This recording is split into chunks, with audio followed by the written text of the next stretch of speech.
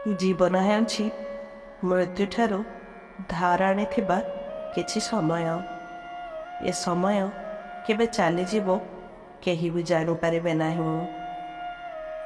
ଏ ଜୀବନ ଥିବା ଯାଏ ରାଗ ରୁଷା ହିଂସା ଛାଡ଼ି ସମସ୍ତଙ୍କ ସହିତ ହସ ଖୁସିରେ ସମୟ ବିତାଇବା ପାଇଁ ଚେଷ୍ଟା କରିବା ଉଚିତ।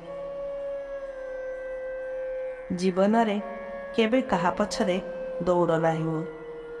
ତା ମନରେ ତୁମ ପ୍ରତି ଭଲ ପାଇବା ତ ବଢ଼ିବନି, କିନ୍ତୁ ତୁମେ ତୁମ ନିଜର ଆତ୍ମସମ୍ମାନ ଅନ୍ୟ ଆଗରେ ନିଶ୍ଚୟ ହରାଇ ବସିବ।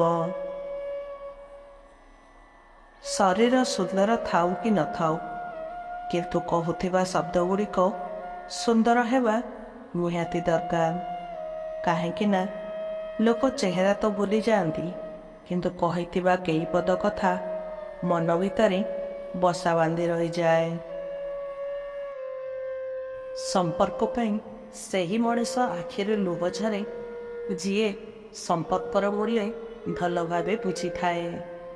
ନାଇଁ ତ ସ୍ୱାର୍ଥରେ ସମ୍ପର୍କ ବାନ୍ଧିଥିବା ଲୋକର ମୁହଁରେ ଦୁଃଖ ଥାଏ ବା ଆଖିରେ ଲୁହ।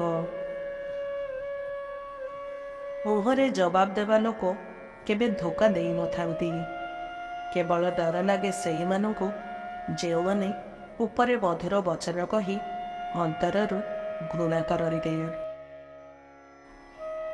ଆଜିର ଦୁନିଆରେ ସେହି ଲୋକଙ୍କୁ ସବୁବେଳେ ଦୁଃଖ ମିଳେ ଯିଏକି ସମସ୍ତଙ୍କୁ ନିଜର ବୋଲି ଭାବି ନିଏ। ଯେଉଁଠି ସ୍ନେହ ଓ ଭଲ ପାଇବା ଅଛି, ସେଠି 5 ଟଙ୍କିଆ ଜିନିଷର ବି ମୂଲ୍ୟ ଅଛି।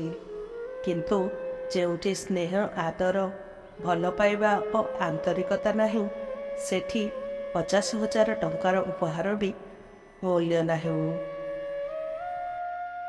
3 ଜଣ ବ୍ୟକ୍ତି ଅସୁବିଧା ଭୋଗ କରନ୍ତି।